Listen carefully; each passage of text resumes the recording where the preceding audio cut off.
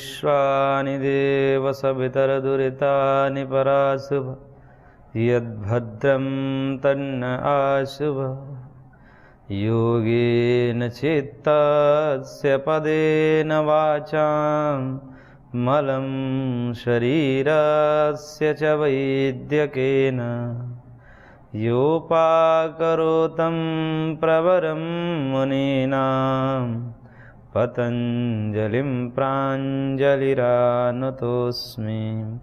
पतञ्जलिं प्राञ्जलिरानतोऽस्मि। ओम श्री परमात्मा नमः। योग दर्शन के समाधिपाद पर हम विचार कर रहे थे, जिसमें ईश्वर प्रणिधान प्रकरण के अंतर्गत ईश्वर के स्वरूप पर हम चर्चा कर रहे थे।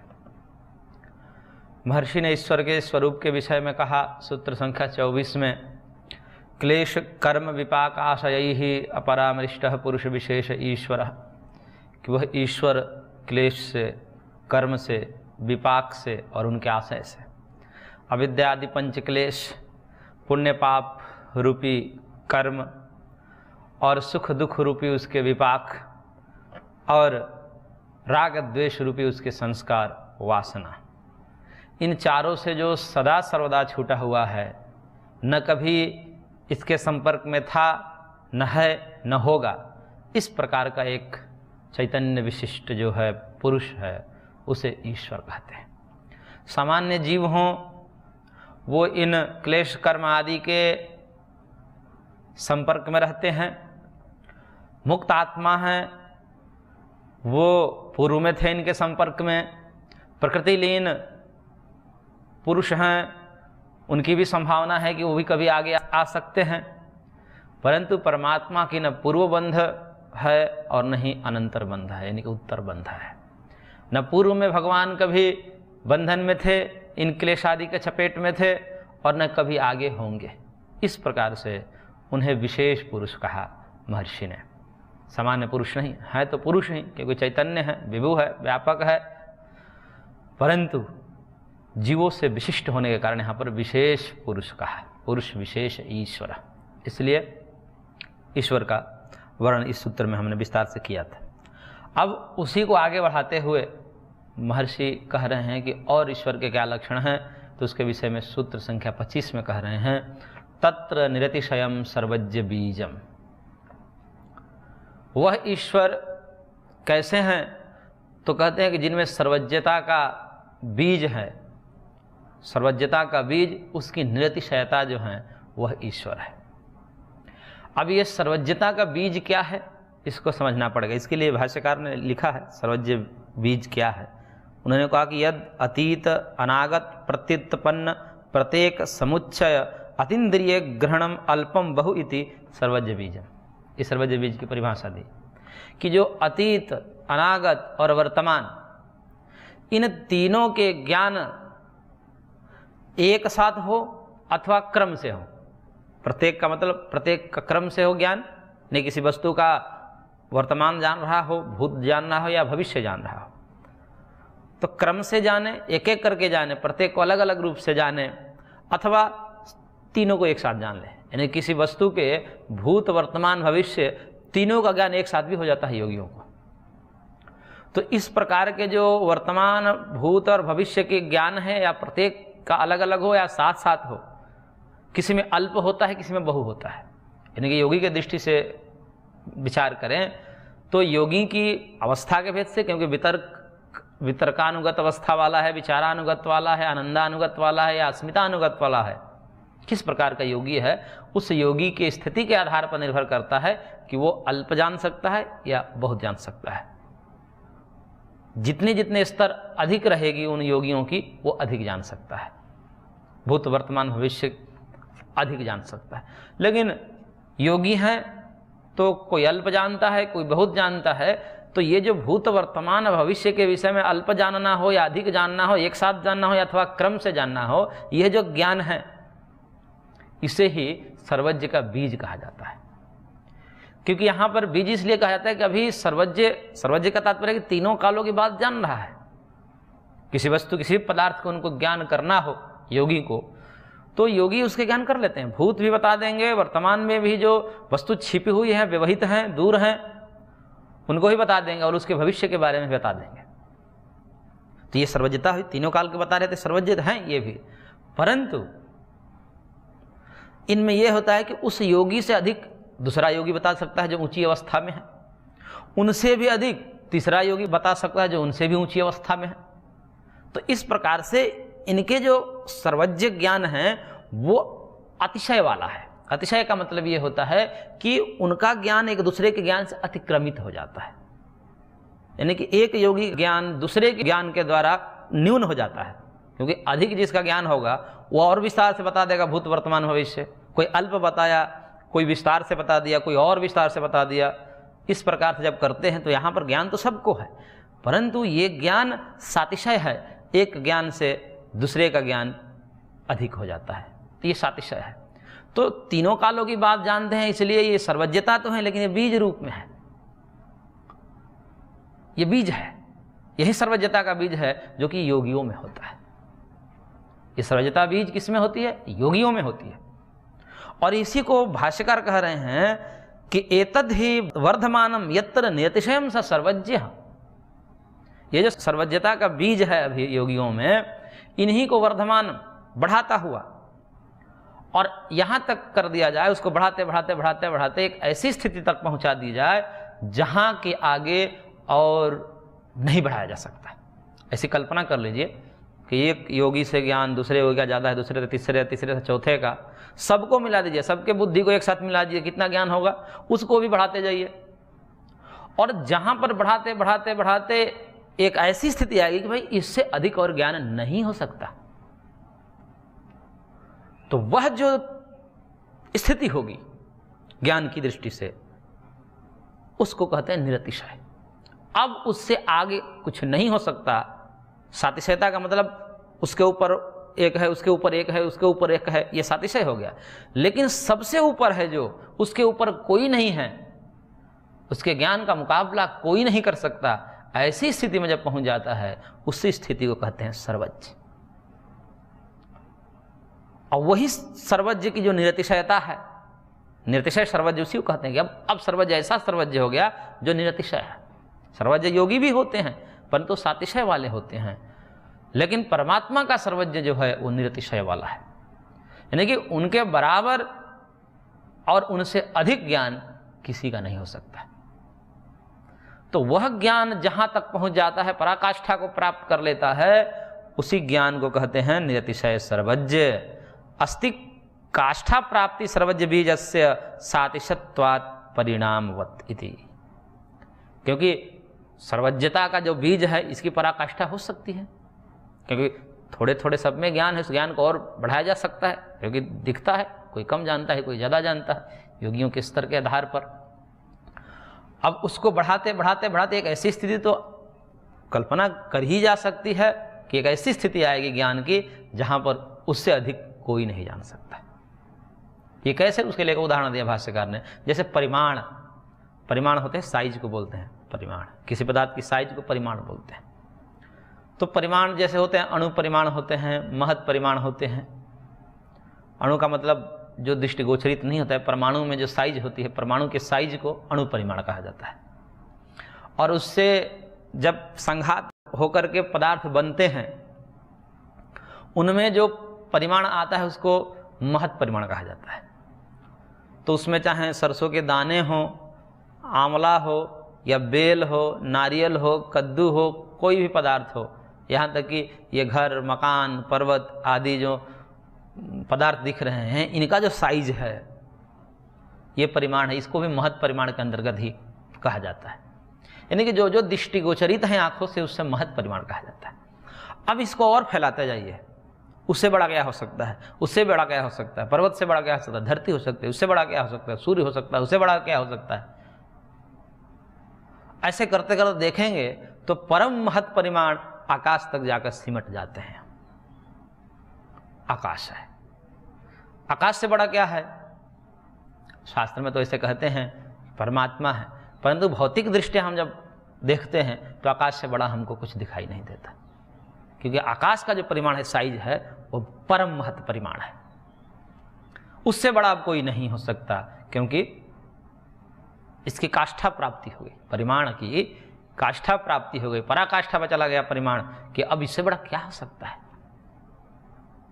तो इसी प्रकार से जिस प्रकार परिणाम की पराकाष्ठा कर देते हैं तो परम महत् परिमाण बन जाता है आकाश में, उसी प्रकार से ज्ञान की भी पराकाष्ठा कर देते हैं तो निरतिशय सर्वज्ञ ज्ञान हो जाता है, जो कि परमात्मा में होता है।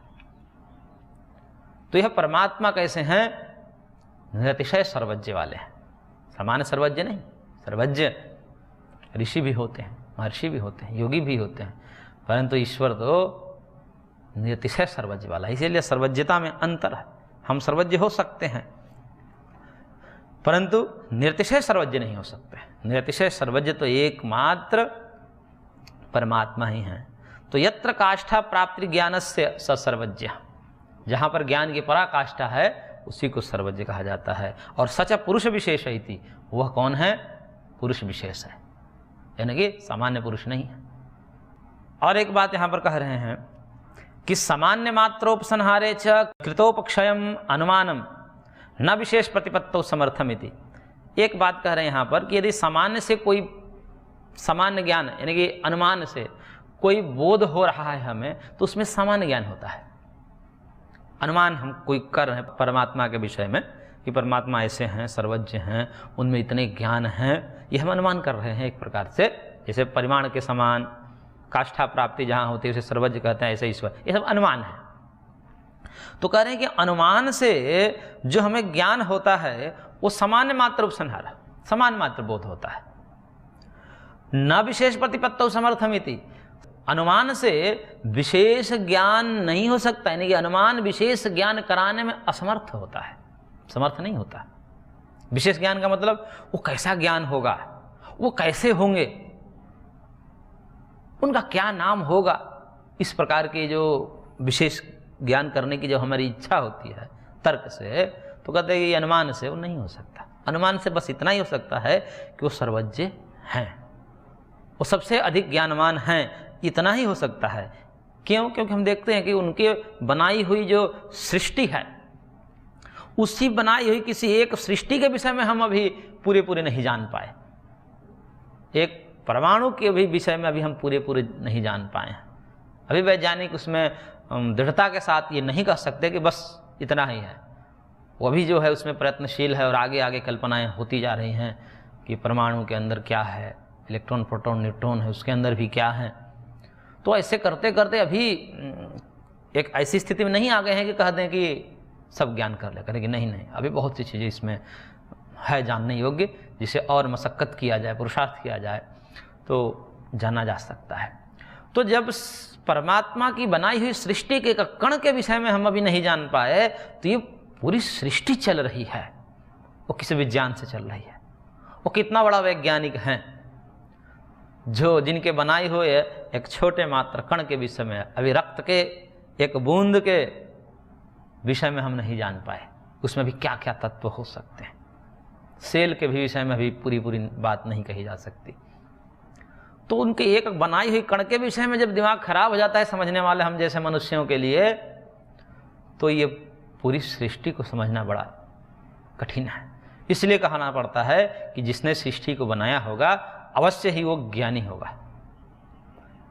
क्योंकि ये जो चीजें चल रही है वो दिमाग से चल रही है, बुद्धिपूर्वक चल रही है, बिना बुद्धि के तो चल नहीं रही है।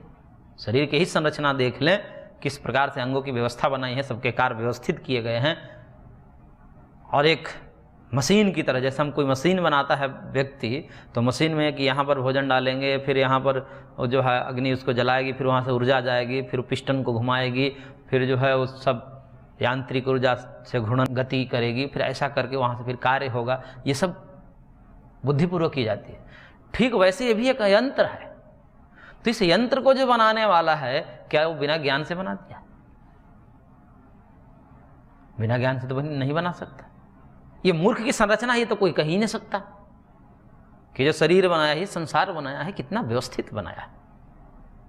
अग्नि को गर्म बना दिया, जल को ठंडा बना दिया। अब कोई कहे कि नहीं, अग्नि को ठंडा कर देना चाहिए, जल को गर्म कर देना चाहिए, ऐसा अपने से कहना ये घातक हो सकता है। यदि ऐसे हो जाए मनुष्य के द्वारा तो फिर घातक हो जाएगी। परंतु ये जो व्यवस्था बनाई गई है ये बहुत सुव्यवस्थित है, ज्ञानपूर्वक है, इसलिए कहा जाता है कि वो परमात्मा ज्ञान स्वरूप होंगे। और वो कितना ज्ञानवान होंगे? हम लोगों से ज़्यादा ही होंगे, क्योंकि विश्व के जितने मनुष्य हैं उन सब मनुष्य की बुद्धियों को आपस में जोड़ दिया जाए और उन बुद्धियों को और बढ़ाता जाए बढ़ाता जाए बढ़ाता जाए और निरतिशय तक ले जाया जाए, जिसे आगे नहीं हो सकता, वह जो स्थिति होगी वह परमात्मा के ज्ञान की स्थिति होगी। उसी को यहाँ पर कहा गया तत्र निरतिशयम सर्वज्ञ बीजम। तो इसलिए कहा कि ये तो अब जो ज्ञान हम कर रहे हैं ये अनुमान के द्वारा कर रहे हैं, तो अनुमान जो है कभी भी सामान्य ज्ञान करा सकता है, विशेष ज्ञान नहीं करा सकता है। और तस्य संज्ञादि विशेष प्रतिपत्ति आगमतः पर्यन्वेष्या, और उसके नाम आदि की बात तो भूल ही जाइए। किस परमात्मा का क्या नाम है, उसका स्वरूप क्या है, उसका परिमाण क्या है, साइज क्या है, उनके क्या क्या कर्म हैं, ये जो सब ज्ञान है ये तो आगम से ही, यानी कि वेद से ही, शास्त्र से ही समझने की कोशिश करनी चाहिए, क्योंकि वहां बुद्धि काम करना बंद कर देती है इन सब में कि भगवान का नाम क्या है। क्योंकि नाम ही अदृश्य है तो नाम कहां से आपको दिखेगा? अब उसका क्या नाम है ये कौन बताएगा? तो कहेंगे शास्त्र बताएंगे, वेद बताएंगे। और उसी को कहा ब्रह्म सूत्र में शास्त्रियोनित्वात्, कि उनको जानने में शास्त्र ही कारण है। शास्त्र का मतलब वेद है। तो वेदैक समधिगम्य ब्रह्म है, वेदैक समधिगम्य धर्म है। इन दोनों तत्वों को वेद से ही जाना जाता है। इसलिए कहा महर्षि ने आगमतः पर्यन्वेष्य, उसको आगम से, वेद से जानने का प्रयास करना चाहिए। और वो कैसे हैं? अब कोई अपने बुद्धि से कह देता है कि अरे भगवान ने यदि सृष्टि बनाई, चलो ज्ञान पूर्वक बनाई है, लेकिन इसमें क्या ज्ञान है? ये तो अज्ञान है। किसी को गरीब बना दिया, किसी को धनी बना दिया, किसी को निर्बल बना दिया, किसी को सबल बना दिया, किसी को रोगी बना दिया, किसको निरोगी बना दिया। ये क्या है? ये पागलपन नहीं दिख रही है सृष्टि में? ऐसा कहते हैं। तो उसके लिए कहा जा रहा है कि तस्य आत्मा अनुग्रहाभावे अपि भूतानुग्रह प्रयोजनम। वो परमात्मा जो है वह आत्मा अनुग्रह भावे अपि, आत्मा अनुग्रह का मतलब अपने अनुग्रह के लिए, अपने पर कुछ, अपने स्वार्थ सिद्धि के लिए कुछ नहीं करते हैं। आत्मा अनुग्रह का अभाव होते हुए भी, यानी कि उनके अंदर स्वार्थ का अभाव होते हुए भी भूतानुग्रह प्रयोजनम, उनके जो सृष्टि करने का जो प्रयोजन है भूतों पर अनुग्रह करना, कृपा करना। भूतों को कृपा, भूत यानी प्राणियों पर कृपा करने के लिए, उनको सुखी बनाने के लिए जगत बनाया है। उनका अपना कोई प्रयोजन नहीं है कि जगत को बना देंगे तो ये जगत में आए हुए जीव हमारी प्रशंसा करेंगे, हमारा जप करेंगे, ऐसा भगवान को कोई अपेक्षा नहीं होती। ये तो हमारी अपेक्षा है कि हम उनका भजन करें तो हमारे दुख दूर हो जाए। ये हमारा स्वार्थ हो सकता है, परंतु परमात्मा की ये स्वार्थ नहीं है कि वो हमसे अपनी स्तुति करवाना चाह रहे हैं। उनको क्या लेना देना? हम उनकी प्रशंसा कर देंगे, हम उनकी कोई स्तुति गा देंगे तो उस परमात्मा में कोई वृद्धि हो जाएगी, परमात्मा प्रशंसित हो जाएंगे, ऐसा नहीं है। परमात्मा पूर्ण है। अब पूर्ण व्यक्ति जो होता है, पूर्ण जो तत्व होता है, उसमें कभी घटोत्तरी और बढ़ोतरी नहीं होती। क्यों घट जाएगा, बढ़ जाएगा, हमारी प्रशंसा से बढ़ जाएगा, निंदा से घट जाएगा, ऐसा कुछ नहीं हो सकता। क्योंकि ऐसा होता तब तक तो हो जाता। परमात्मा को कितने गाली देने वाले लोग हैं, नास्तिक हैं, लेकिन परमात्मा को कोई अंतर नहीं पड़ता, क्योंकि जानते हैं कि भाई ये मूर्ख है, ये क्या कर सकता है। और कोई स्तुति कर रहा है तो उसके लिए भी भगवान स्तुति करता है, तो कर्म है। अब स्तुति कर्म है, भगवान कर्म के आधार पर ये सृष्टि बनाई है कि भाई जो जैसा कर्म करेगा वैसा फल पाएगा। तो एक स्तुति भी कर्म है, तो उसका क्या फल होगा, वो फल भगवान दे देते हैं। यदि स्तुति में वो धन धान्य आदि मांगता है तो धन धान्य आदि दे देते हैं, और यदि स्तुति में वो अपने आप को मांगता है, आत्मस्वरूप मांगता है, तो उसको आत्मानुभूति करा देते हैं। तो ये तो उसके कर्म के आधार पर क्या, इसका यह तात्पर्य नहीं है कि भगवान वेदों में अपनी ही महिमा गाए हैं। कई लोग के ये भी समस्याएं हैं कि ये जो ईश्वर स्तुति प्रार्थना उपासना आप लोग गाते हैं और कहते हैं कि ये तो वेद के मंत्र हैं, वेद के मंत्र है। विश्वानि देव सवितर दुरितानि परासुव यद भद्रम तन्न आसुव, इसमें तो प्रार्थना कही गई है। और परमात्मा क्या अपनी ही प्रार्थना अपने से कर रहा है? तो कई लोग इसको कहते हैं कि नहीं, ये ऋषियों ने गाया है, वेद को ऋषियों ने गाया है, जबरदस्ती है, भगवान के द्वारा कथित मानते हैं।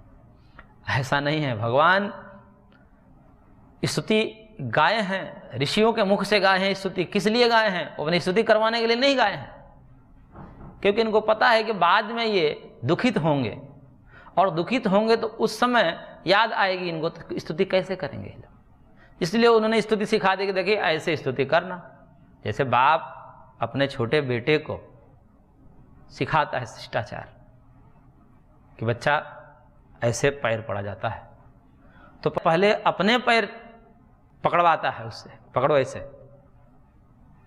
अपने हाथ ऐसे जोड़ता कहता है कि ऐसे प्रणाम करो, झुको, झुक कर भी दिखाता है वो पिता, तो फिर बच्चा झुकता है। तो इसका तात्पर्य ये नहीं हुआ कि वो पिता जो है अपना पैर छुआना चाह रहा है, एक शिष्टाचार बताना चाह रहा है। क्यों? बच्चा है, बालक है, उसको पता नहीं है।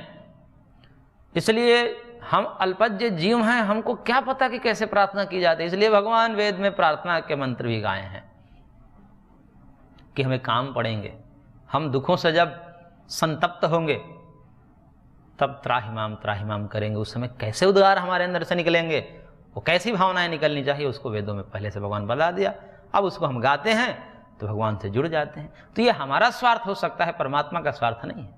वेदों का उपदेश करने में भी परमात्मा का स्वार्थ नहीं है, जगत की रचना करने में भी परमात्मा का स्वार्थ नहीं है।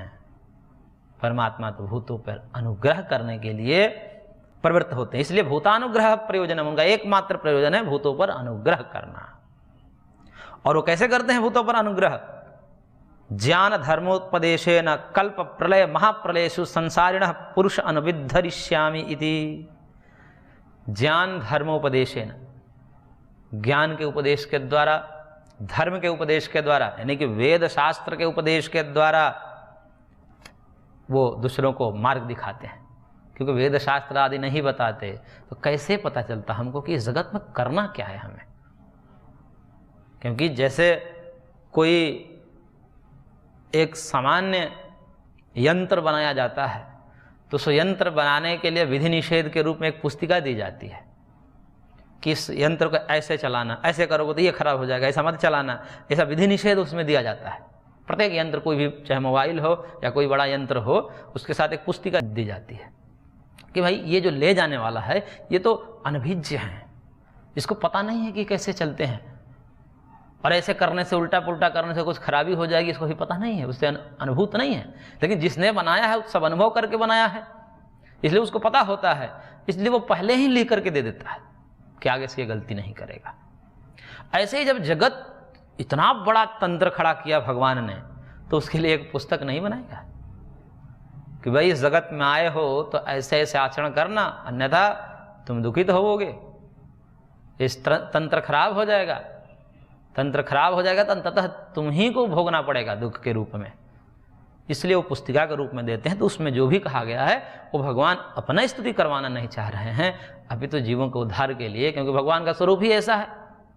जैसे जो शीत से संतप्त होगा वो अग्नि के पास जाएगा, और अग्नि के पास जाएगा तो अग्नि उसे शीत से दूर कर देगी, ठंड से दूर कर देगी। तो अब अग्नि का यहां पर कोई प्रयोजन नहीं कि लोग हमारे पास आए इसलिए अग्नि जल रही है, ऐसा नहीं है। वो तो उसके लिए आई है कि कभी शीत से संतप्त होगा, तब ऐसी व्यवस्था उसको करने के लिए पहले से भगवान ने बना रखे हैं। तो इसी प्रकार से भगवान जो भी करते हैं वह भूतों के अनुग्रह के लिए करते हैं। ज्ञान और धर्म के उपदेश के द्वारा, कल्प प्रलय महाप्रलय के द्वारा संसार के जो जीव हैं वो अनुविद्ध हैं, उससे जुड़े हुए हैं। कभी कल्प प्रलय होता है, कभी महाप्रलय होता है, उसमें सबकी मृत्यु हो जाती है, एक साथ प्रलय हो जाता है। तो ऐसे प्रलय से युक्त संसार में सब दुखों से पीड़ित है, उनके लिए भगवान ज्ञान का मार्ग देते हैं। कहते हैं भैया इससे ऊपर उठो, एक ऐसी स्थिति है क्योंकि देह रहेगा तब तक ये सब चलेगा, कल्प प्रलय महाप्रलय, तुम इससे उठ जाओ, आत्मभाव में आ जाओ, ये सब तुमको दुखित नहीं करेंगे। इसलिए भगवान भूतों पर अनुग्रह के लिए करते हैं। तथा च उक्तम, जैसा कि कहा गया है, आदि विद्वान निर्माण चित्तम अधिष्ठाय कारुण्यात भगवान परमर्षयासुरये जिज्ञासमानाय तंत्रम प्रोवाच इति। जिस प्रकार से आदि विद्वान महर्षि कपिल, जो स्वयं से ही अपने सब तंत्रों को खड़ा किया है, अपने आप से जो है अवतरण लेकर के करुणावशात भगवान कपिल ने अपने शिष्य आसुरी को जो ज्ञान दिया, वो इसलिए नहीं दिया कि ये हमारा स्तुति करेगा हम कितने ज्ञानी हैं। अभी तो आसुरी के अंदर जो दुखों से दूर होने की एक अभिप्सा थी, अभिलाषा थी, उसको जान करके कृपा पूर्वक उन्होंने ज्ञान दे दिया और कहा कि तुम दुखों से दूर हो जाओ। उनका कतई तात्पर्य नहीं है कि ज्ञान के रूप में, ज्ञानी के रूप में हमें प्रशंसा करे इसलिए ज्ञान नहीं दिया। तो जिस प्रकार से भगवान कपिल ने अपने शिष्य आसुरी के लिए सांख्य शास्त्र का जो ज्ञान दिया, वो किस कारण से दिया? निस्वार्थ भाव से, उसको दुखों को दूर करने के लिए। ठीक ऐसे ही परमात्मा भी जो भी ज्ञान का उपदेश देते हैं वेदों के माध्यम से, वो जीवों के अनुग्रह के लिए देते हैं। भूतानुग्रह एवं प्रयोजनम। तो इस प्रकार से यहाँ पर भगवान के विषय में हमने पढ़ा, आगे और पढ़ेंगे। आज की कक्षा को हम यहीं पर विराम देते हैं, शेष अगले अंक में। ओम शांति शांति शांति।